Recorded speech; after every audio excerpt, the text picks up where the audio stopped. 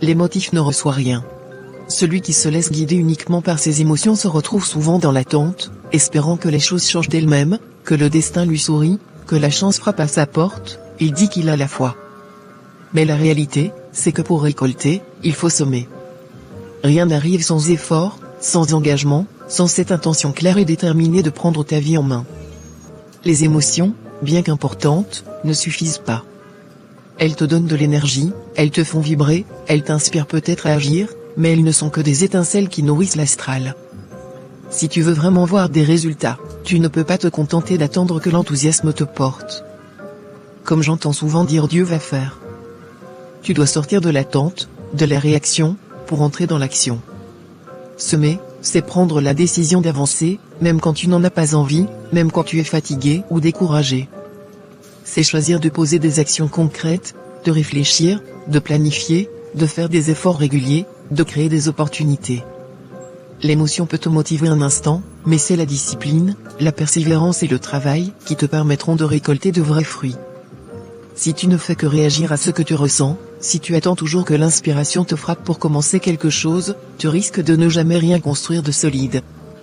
D'ailleurs, de tous les projets que tu as déjà eus depuis ta naissance, combien en as-tu réalisé ? Mais ceux qui s'agitent moins et parlent moins, réalisent plus. Reste concentré et ne sois pas prompt à parler.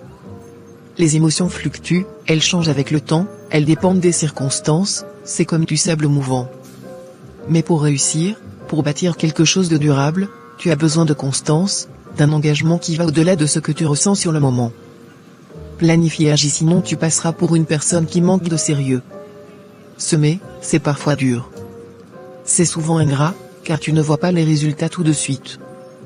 Il faut accepter d'avancer sans savoir exactement quand tu récolteras, de faire confiance au processus, de croire que tes efforts ne sont pas vains, l'effort paye toujours. C'est ça, la vraie force, continue à semer, même quand le terrain semble stérile, même quand les conditions ne sont pas idéales, même quand les autres doutent de toi, toi tu ne dois pas douter de toi.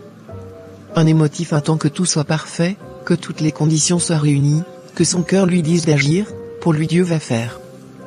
Mais celui qui décide de semer, comprend que la perfection n'existe pas, que chaque jour est une opportunité pour avancer, pour faire un pas de plus, pour planter une graine, même petite. Chaque action, aussi modeste soit-elle, est une semence qui un jour portera ses fruits. Et c'est cette accumulation d'efforts, jour après jour, qui finit par créer le succès. C'est cette régularité, cette capacité à agir malgré les doutes et les peurs, qui te permet de récolter quelque chose de réel, quelque chose de durable. Alors, choisis de ne pas être seulement dans l'émotion, mais d'agir. De semer, même quand tu n'en vois pas tout de suite les résultats. De persévérer, même quand l'enthousiasme faiblit.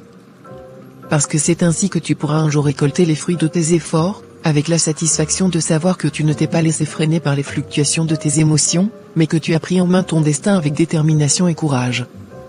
Ne laisse pas tes émotions décider de ton avenir. Choisis d'agir, de semer, et tu verras que la récolte viendra. Peut-être pas tout de suite, peut-être pas exactement comme tu l'imaginais, mais elle viendra, et elle sera à la hauteur de ton engagement et de ta persévérance. Gratitude.